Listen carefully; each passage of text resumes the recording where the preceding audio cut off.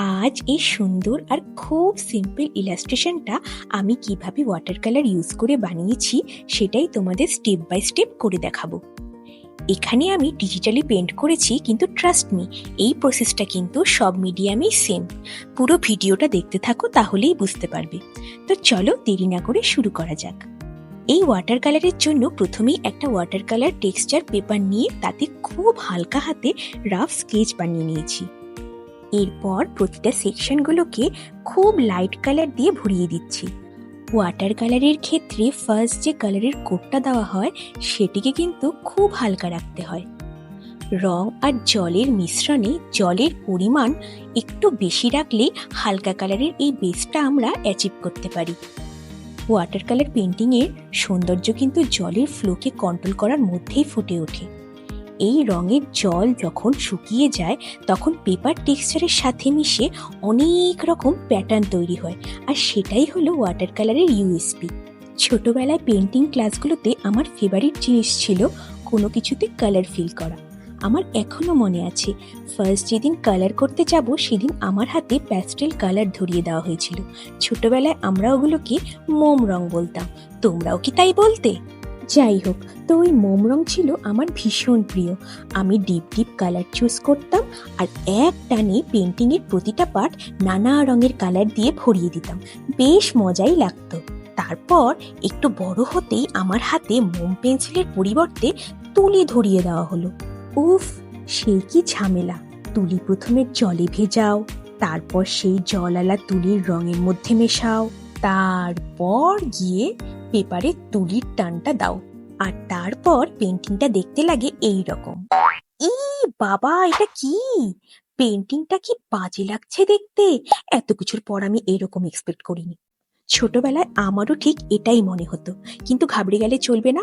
এটা তো just first step, এরপরে আরো অনেক স্টেপস আছে। নেক্সট পার্টিকুলার এই ইলাস্ট্রেশনের জন্য আমি ইঙ্ক ইউজ করে লাইন আর্ট করছি।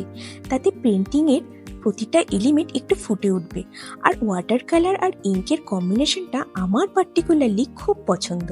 ওয়াটার কালারের ক্ষেত্রে অনেক সময় কোনো বর্ডার আলাদা করে দেওয়া হয় না, দুটো রং নিজেদের মধ্যে জলের ফ্লোতে মিশেই আপনা থেকেই একটা বর্ডার তৈরি করে নেয়। ওরম টাইপের ওয়াটার কালার পেন্টিং তোমাদের সাথে পরে কোনো একদিন শেয়ার করব। এখনো তো তেমন কিছু ভালো লাগছে না। হ্যাঁ, কারণ এখনো তো ডার্ক শেডগুলো অ্যাপ্লাই করা হয়নি। তো নেক্সট আমরা এর ওপর একটু ডার্ক শেডগুলো অ্যাপ্লাই করব কন্ট্রাস্ট তৈরি করার জন্য। এই ক্ষেত্রে লক্ষ্য রাখতে হবে আগের স্টেপের কালারগুলো পুরোপুরি ড্রাই হয়েছে কিনা।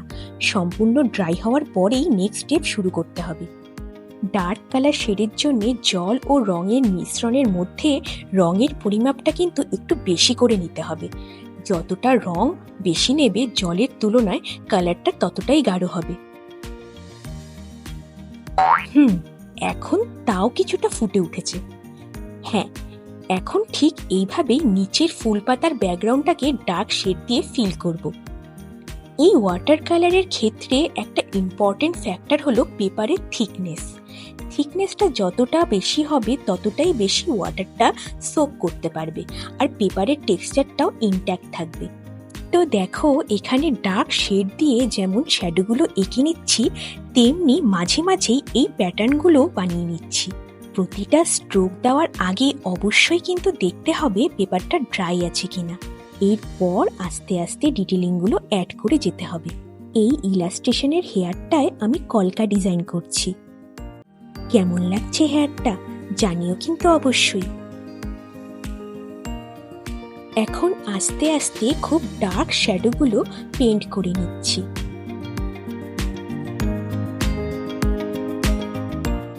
সব শেষে হাইলাইটিং এর জন্য হোয়াইট আর ইয়েলো কালার মিলিয়ে মিশিয়ে ইউজ করছি।